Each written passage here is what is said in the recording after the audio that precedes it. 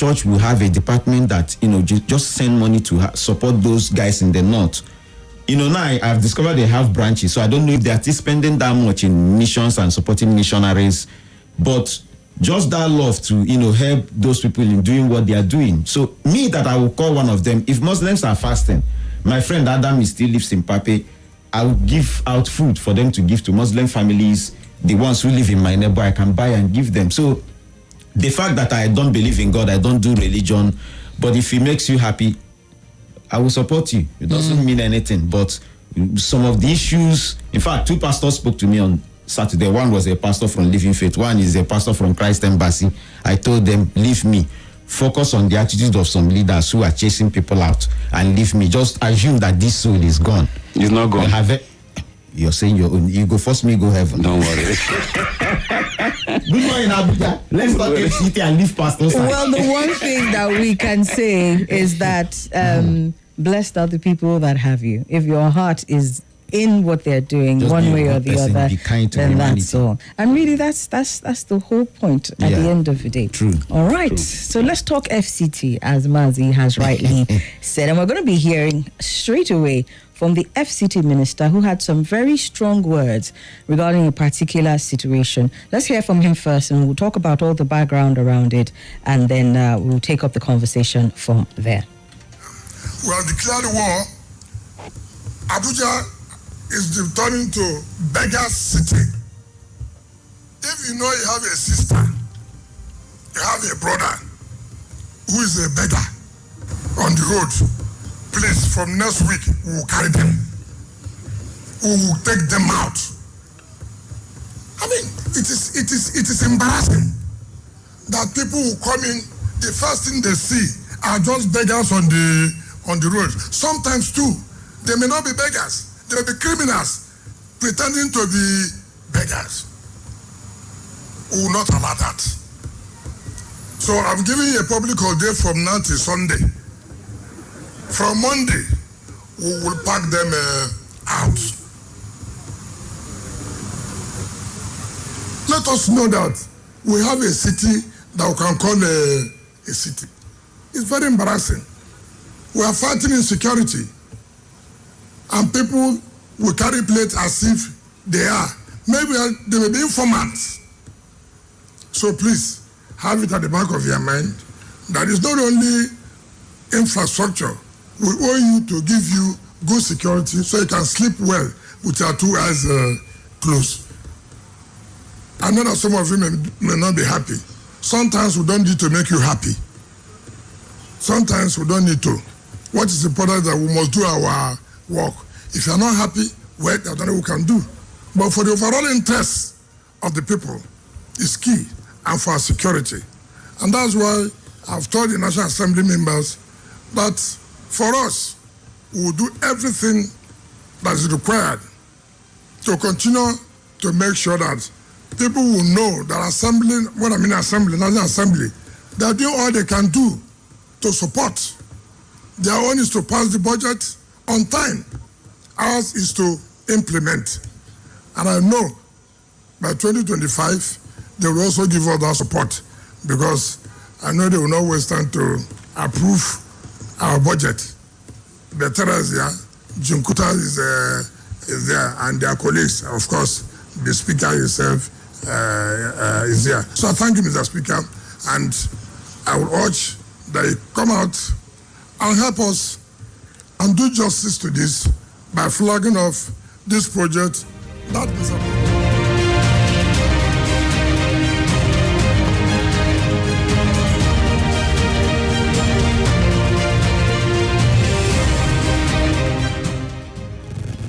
All right, we've heard from the FCT minister there, Barrister Nyesom Wike, issuing a very strong warning and ultimatum. That was 5 days ago, as a matter of fact. And so the public holiday that he supposedly gave elapsed yesterday. And so I don't know maybe if anybody has noticed, or maybe there's been some observances around the FCT, whether the relevant authorities who are supposed to take over this action of removing them from the streets, I don't know if they have already started to do that, but it is expected that since that ultimatum was given 5 days ago, as of today, being Monday, if any of them were still found on the streets of Abuja, they were supposed to have been removed. Yeah, city or the satellite towns are part of the places that he doesn't want to see beggars. Well, it's not clear at this point. Yes, I saw some this morning. You saw some this morning. Around which axis? No, in Kubwa area. Okay. Most of the FCT beggars, it's mainly in the evening that you see, plenty of them. It's mainly, Dr. Sam, why are you laughing, sir? Coming to work this morning, I saw plenty of them in Kubwa. Okay. Even by the express. So it remains to be seen if this is supposed to happen only within the federal capital city. We don't know if it extends to the territories. By the end of today, we will know more about that, depending on how far-reaching the activities of the agencies to remove these people from the streets get, right? But just in asking that question alone, you've also brought up another angle to this, because there have been lots of reactions about this statement that he made. We've had NGOs coming to say, sir, we see what you are trying to do with this, but to just move them off the streets, what alternatives are you providing for them? So assuming it is just within the federal capital city, you remove them, imagine that they will now flood these other cities. Yes, and what they call it now, area councils, and all of that, because we are going to be looking at some of the reactions, even from the beggars themselves, because one of them was saying, "What have we done? Why are you doing this to us?" So let's hear from the elders first before we get into all the dimensions that this conversation can get to. The FCT minister has come out to say, this is not what the FCT is about. FCT is, he's always pushed for trying to make it one of the go-to cities, in Nigeria, in Africa, and in the world, if I do say so myself. And, you've seen some of the things that he's doing. Let's stay in Nigeria and Africa. And you've seen some of the things that he's doing to get this mandates achieved, yeah. Right? We can have a conversation about all the other things and what he's doing and how he's doing it, but right now we're looking at this directive that all beggars must be removed from the streets. He said some of them are criminals. He said some of them, are beggars, but whatever the case is, they should go. He didn't say where. He didn't say who should take over and all of that. So let's hear from you, Saz. What are your thoughts on this so far? And then we'll get into all the other perspectives. We had NGOs react. We've had the beggars themselves. At least 2 dailies went out to the streets to talk to these people as to why they are in Abuja. But let's hear from you first, sir. First, Abuja, good morning. Elvis actually wanted to be here, but I think he forgot something at home. He has an official engagement somewhere also. And by the time he gets back to Gwarimpa, back to time, he might not be able to meet up with the meeting. So he sends his love and regard. But, asking beggars to leave the street, there is a good point. Just like Osang will always say, it's not everything that comes from government that you condemn. Most times you find out that they deface the city. And some of them in this begging is not wrong. They are not really begging because they really need something. Some of them, they've seen it as a career. It's annoying when you see a healthy individual who should, engage him or herself in small business. It's even better to allow people hawk on the street than somebody who is able-bodied sitting and be begging. If somebody is selling a bottle of granite and selling something, you can at least he's making effort to earn a decent living. But some of them they've seen, and the annoying thing is that they are introducing some children as well into, I don't know the right time to use it, because I saw a child sometime, I've said it on radio, somewhere before Glow Junction, gave this guy money because he was crying that somebody came, robbed him, took all his money. I gave him money that day to start another business, only for me to still meet him around my time the following day, close to that mosque, as if you're going to MTN. the same boy. And when I saw him, I got angry, came down from the car. I actually wanted to beat him up that night, and he ran away because he actually recognized me.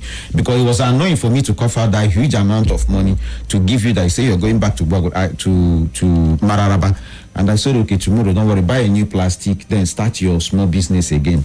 I felt like it's better for him to be out there selling something instead of, joining the other people to go rob.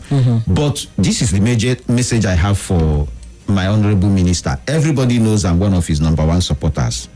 But you see, you're talking tough to these beggars.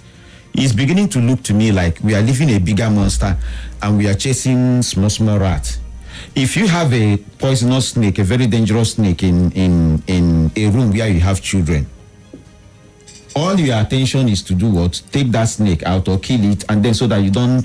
But if you have a cockroach in that room, you have snake, which one will you go after? Is it the snake or the cockroach? Children can, even some children on their own can even kill the insect if they are not okay with it. So you are talking tough to beggars.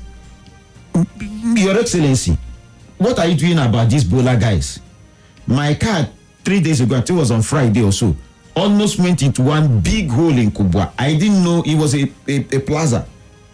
They have this iron that they used to cover in case they want to clean that gutter. There was this iron bar that they designed.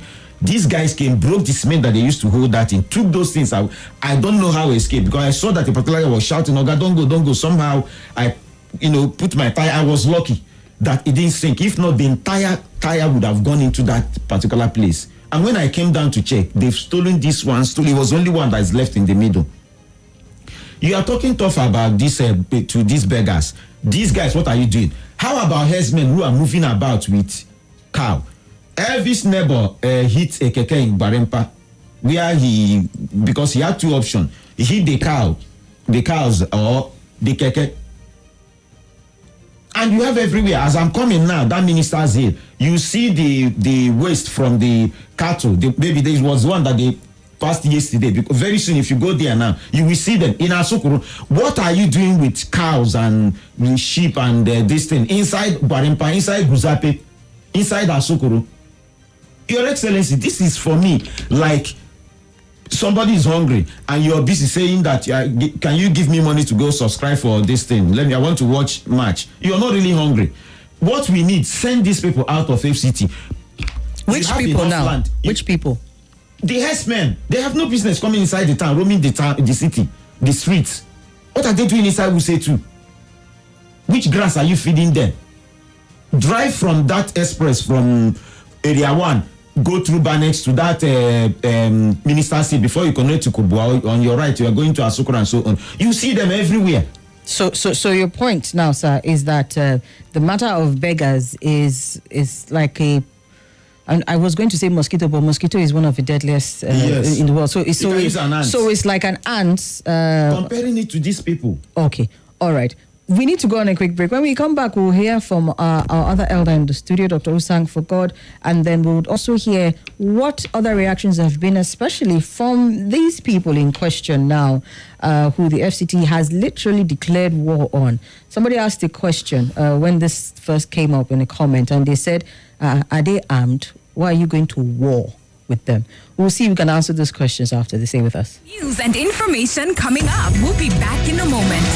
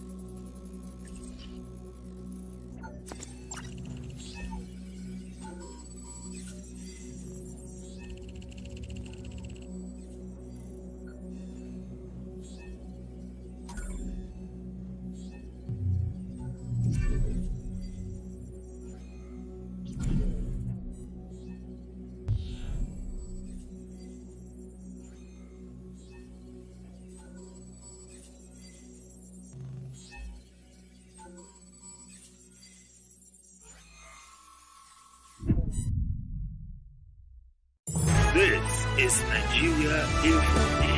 Nigeria Info.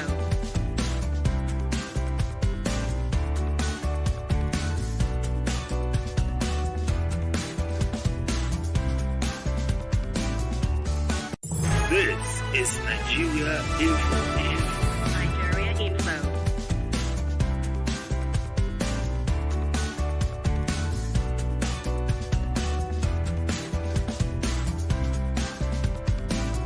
This is Nigeria Info. Nigeria Info.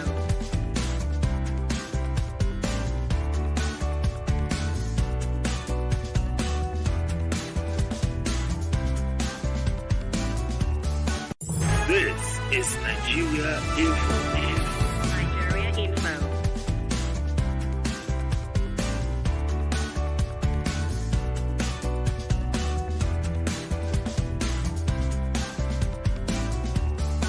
This is Nigeria Info.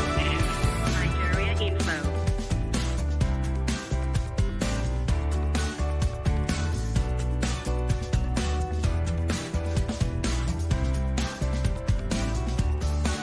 This is Nigeria Info. Nigeria Info.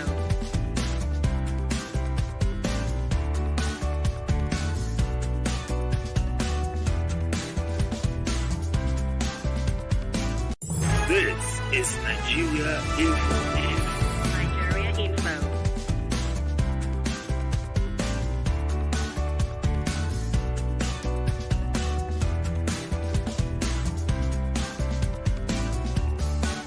This is Nigeria Info. Nigeria Info.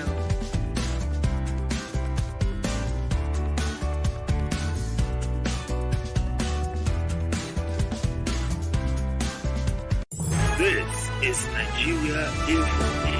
Nigeria Info.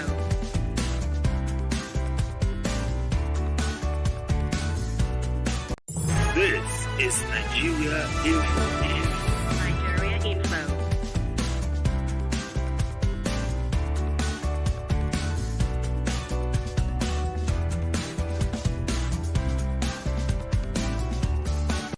This is Nigeria Info. Nigeria Info. To your number one.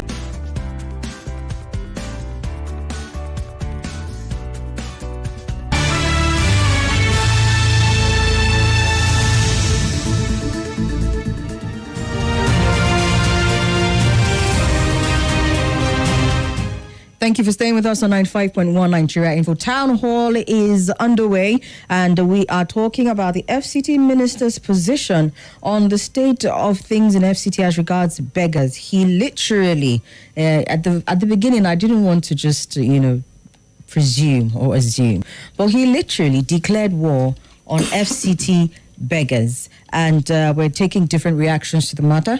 Mazi Destiny Anthony has weighed in on it and said, look, okay, it's not something that is a bad thing, but his position is that the FCT minister is putting the cart before the horse, so to speak. He's tackling something that is probably an issue, but there are bigger issues that he feels should be tackled before we handle that of beggars. And he mentioned that of the scavengers, or what we call Babambola here in the FCT, as well as the herdsmen. Okay.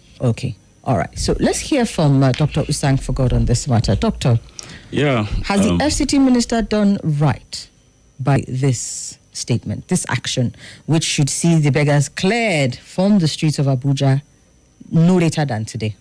All right, so thank you, Abuja, and thank you, Nigeria Info, for this privilege. I always love to look at anything from the face value. I mean, from the context. While it is true that there are a lot of other things that that needs attention, it is also true that the action or any step to take away beggars from the streets is a good one. And I'm also I'm not unaware that it's going to be a very sensitive topic or an issue to deal with, because give it a time, we're going to be having some religious coloration, ethnic coloration, or whatever coloration may attach to this, and so it's going to be sensitive. So I also know at the back of my mind that it is easy, very, very easy, to grandstand on a matter like this For instance, if you do not like what Somi does, maybe Somi didn't do one thing well in the other aspect. For some people, do not have that ability to see any other thing that Somi does that is good and accept it, that this particular one is good. Because you have a mindset that because Somi didn't do some other things well, and so you don't want to give a chance to what she's doing very well. Yes, I think the topic this morning has to do with the beggars. And the Mazi mentioned some other aspect of Babambola, the cattle raiders and all of that now. Those are also very germane issues and germane things to be done. But this beggar issue is very, very important. And I can tell you that the Babambola he mentioned, the beggars can also graduate into that. And this begging itself has a very subtle danger, because on the surface, you just see them as carrying plate or just begging. But there are dangers, security dangers from all angles that you may look at it that has to do with this. And then psychological dangers of the fact that people see, those who are not begging right now may see it as an option, an easy option. In fact, now we have beggars who will beg you and tell you how much you should give them. They'll tell you it's 5,000, it's 8,000, it's 800. They tell you specific, I need this. And they go tell A the same thing, tell B the same thing.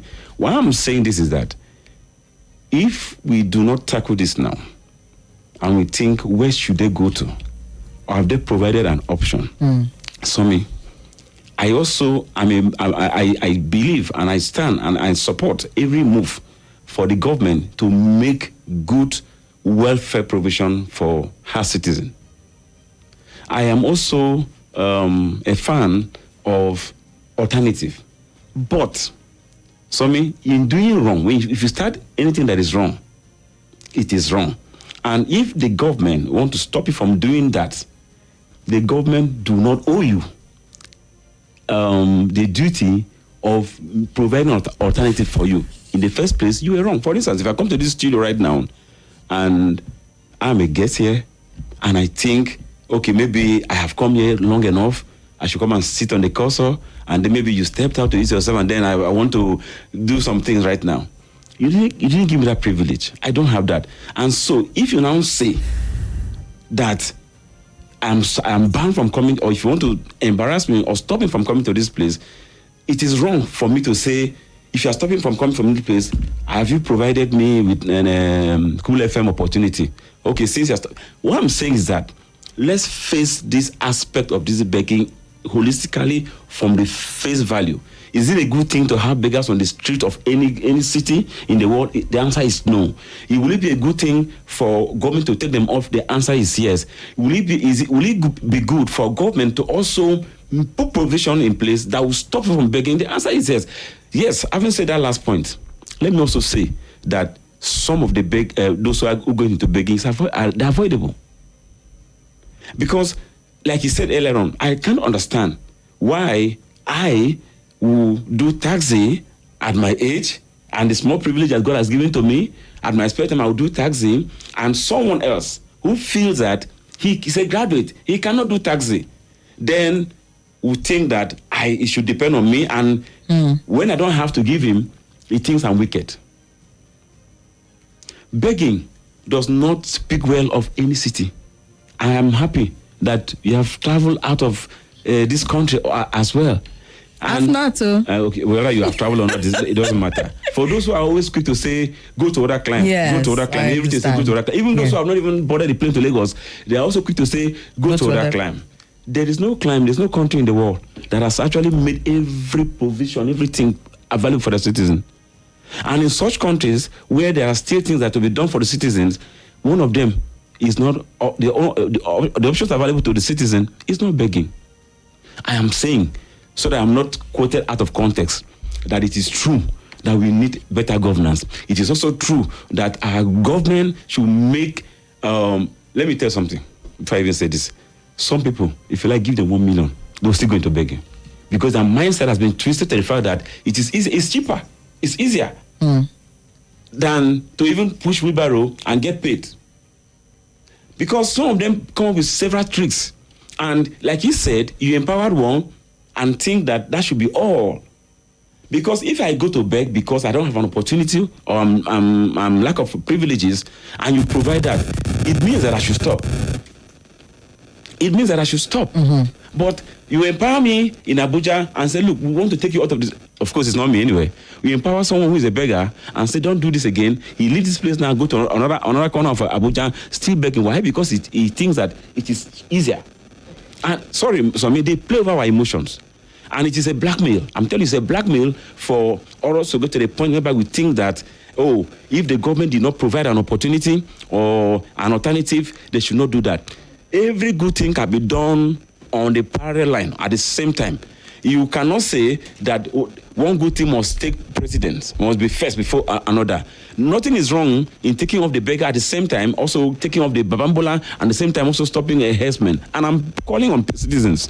I'm calling on Nigerians not to always look at everything on account of religion and ethnicity. Because I heard Serap say they were going to go to court on account of this. Serap ma, I know you do very well, but this one, I don't support this one. Because you should have actually addressed the governors of the state where these beggars are coming from and asked them to make provisions in their state to prevent their citizens from begging, instead of saying you will take the minister to court. So, as strong as you are, how much have you appealed to well-meaning Nigerians to make opportunity available for maybe empowerment? How much have you appealed of taking governors? I mean, governors have immunity, right? But you can actually take state government or government to court. How many have you taken? How many government of a state have you taken to court for not providing basic amenities or education for the citizens? I think that sometimes we should put aside sentiment. We should put aside some, ill feelings about the system and take things on the face value. Taking beggars out of the street of Abuja is good, and also providing them with an alternative is good. But it doesn't mean that until you have to do that, you shouldn't correct this now. Thank you. All right, then. Thank you so much, Dr. Usangforgod. Now, there was something you said about tackling the problem. Yes. The one thing that you and Mazi, and even I believe, and most of the listeners can agree on, is that it doesn't do well for any city to have beggars on the street. We can all at least agree on that one point, right? Yes. So the question here, or rather I think the bone of contention here, is the mode by which this is being tackled, by which the FCT minister has says, take them off the streets. Just get them off the street. I'm going to war and all of that.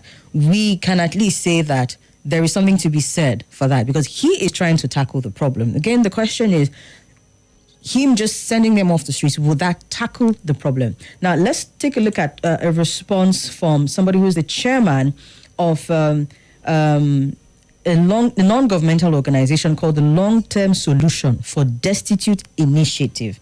His name is Dr. Saleh Ibrahim. He was speaking on this. He says, look, it's a good thing, right, for the minister. He says the minister has displayed courage, and people are commending him for his courage to send the people off the streets, right?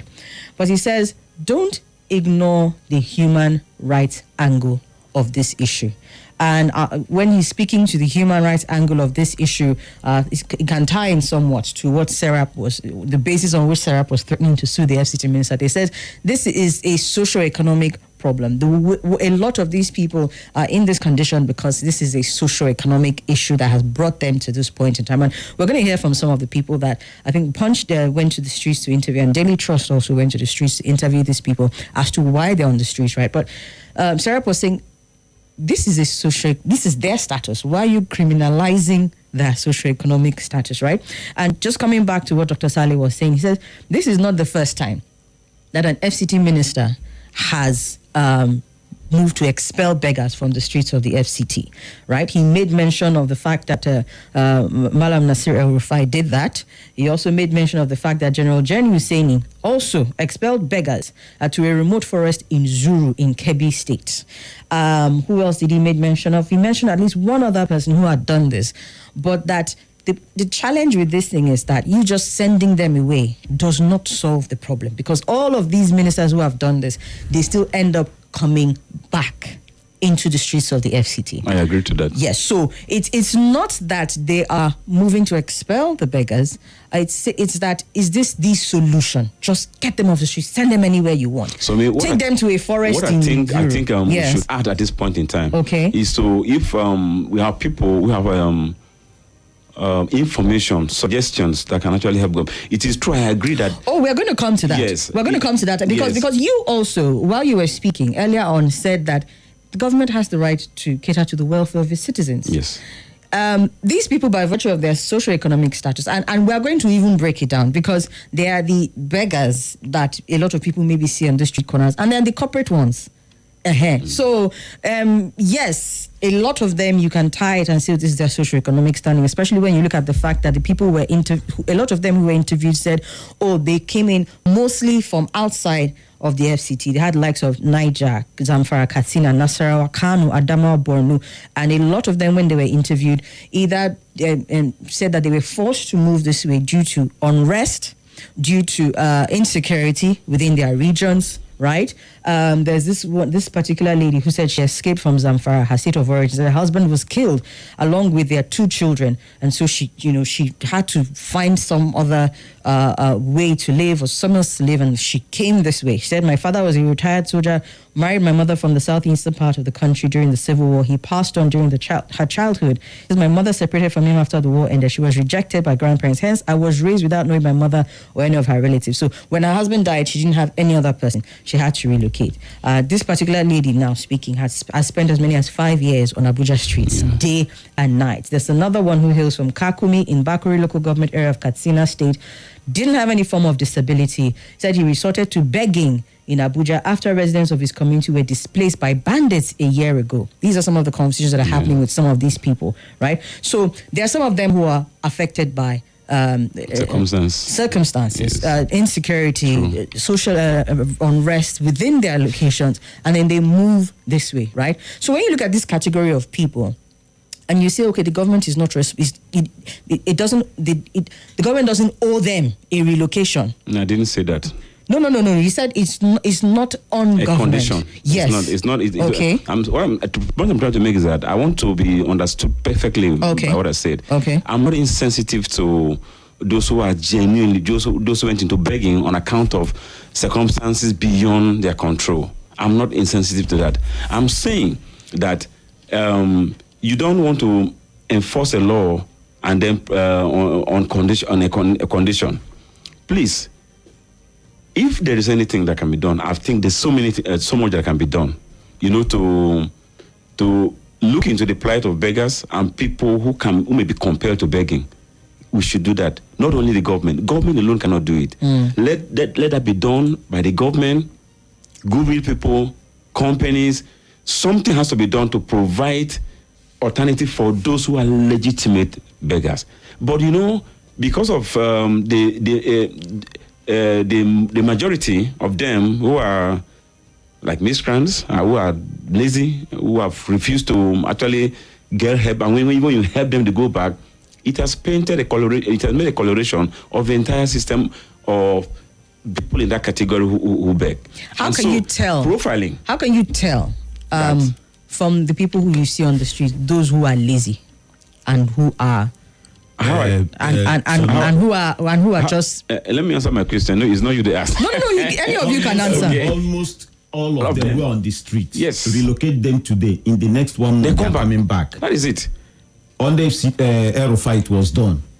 So what? No, when you say relocate, sir, let's understand. So, for example, some of these people who were interviewed, they asked why they were coming to Abuja, not other cities, and the response from Umar Issa from Zamfara said, if you are running from Boko Haram or bandits, where would you want to go apart from Abuja? It says from Borno to Niger, Nasarawa, Benue, nowhere is safe like Abuja. Aside that, many believe that there are opportunities in Abuja because there are rich men who can change your life if God is with you. This has happened to many of us several times. So it's a safety issue, right? Yeah. And so perhaps that might lead to what you're saying or lend to what you're saying when you say if you relocate them, where they will still come back. But the point is there even a plan for relocation? Because it sounds like when the FCT minister says we're going to war, it's like just take them, go and just get them off the streets. Anyhow. You're not clear on where they are going to. And let's also make this very, very, very, very open and very clear. There are at least two agencies or departments within the FCT here that are supposed to be responsible for these people. There is the AEPB, who is responsible for cleaning up Abuja, and part of cleaning up Abuja, according to their mandate, is taking them off the streets. Then there is the Social Development Secretariat. This Social Development Secretariat now has come up a number of times in our conversation. These people are responsible for rehabilitating or relocating, or what's the word now, reintegrating those who will be willing. These people. Those who will be willing. What he's trying to say is that some of them might not be willing. No. So when you say willing for what? Because we're seeing from some of the stories here, and again, we've determined and agreed that there are different categories of these people, right? We're talking about those who are in this position based on circumstances. Yeah. The ones who, like Mazi, encountered that he gave of something. In fact, if that boy was a young boy, even him, I would not blame him, because it's his parents that you should be taking up that issue with, because the parents will collect whatever you gave him and send him back to go and get more. Right? That boy. So him, you cannot go. But if it's a grown-up person, I've given an example of an elderly man who I've encountered on more than one occasion, very well dressed. Again, we're talking about the categories of these people. Very well dressed, who goes from eatery to eatery. You see him in Area 11 today. Tomorrow you see him in Gariki 2. That is a different category. Those people, there's a whole other conversation that needs to be had with them, because they are the people that Dr. Osan was talking with, able-bodied. You are not doing anything. Perhaps those ones you can even criminalize to some extent, because let me not get into it. But you see these ones who are, by virtue of insecurity, challenges, in some cases even the flooding that happened across states displacement. You cannot just go to war with them, can you? The origin of this as well, there are so many factors. Apart from the insecurity that we mentioned, the flooding issue, there is also the cultural and the religious angle. That's why this Amajiri issue must also be discussed. Yeah. The reason why I mentioned that is that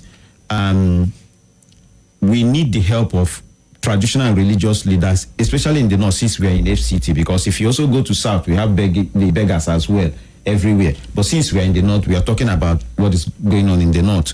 The traditional rulers and the religious leaders, I've had a few of them, speak that nobody on any account should be begging, because according to what I heard from them, that the Quran doesn't even encourage that. Do you understand me? So those of them who are being deceived, the various mosques where they go to pray, the traditional rulers who head wherever they are placed, must play a big role in letting them know that there is dignity in labor. It's better for you to be selling sachet water and be making your 5 naira than you're begging and you're being given 1,000. And the reason why I said this is a personal thing also.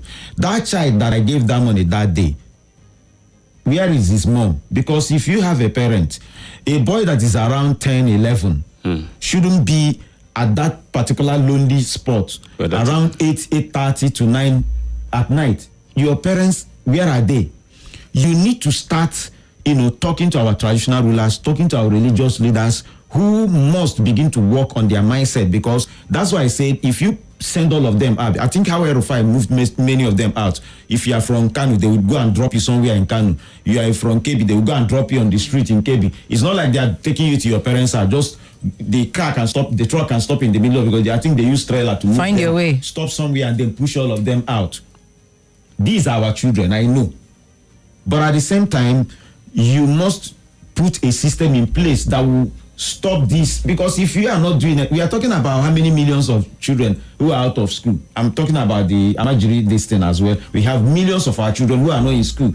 If you are not doing something to stop more children of being out on the street, you must stop that system that is pushing them out. When they get old, you didn't learn a trade, you didn't go to school, you didn't do anything. What are you going to do at old age? That's why you find many of them who are elderly. That's the only thing they know they can do, begging. A woman who is 60-something, 70, is it the one that you're going to teach how to do tailoring? Exactly. Or carpentry? So we need to address that as well. But I don't know in Nigeria, when it comes to tradition and religion, nobody wants to touch it. But we know that this thing is eating us up, it's not helping. But I still insist, because FCT is going to spend a lot of money on this thing, this war that he has declared. Let him push that resources in the other bigger ones. I'm still going back to it. Having a herdsman moving a herd of cattle or cows in the street is more dangerous than the one who is sitting at traffic light and is begging. Both of them are defacing, but this one is even worse, because how can you drive out from your house in Maitama, the first thing that your car will match is poo from an animal. So, and even when FCT minister came in, he mentioned something about this herdsmen. I wonder why he now went cold. Okay. We're going to see if we can take contributions from you as well, our listeners. We've touched on this matter from a number of angles. I don't even know if today is enough to touch on all the angles that this particular statement from the FCT minister, all the implications of this statement and where they can lead us. But we'll come back and hear from you, our listeners. I've got a ton of messages that have come in. We'll also take your calls as well. Are we on the right course after this? 5 promo season 4. Bigger, better. This is Nigeria Info.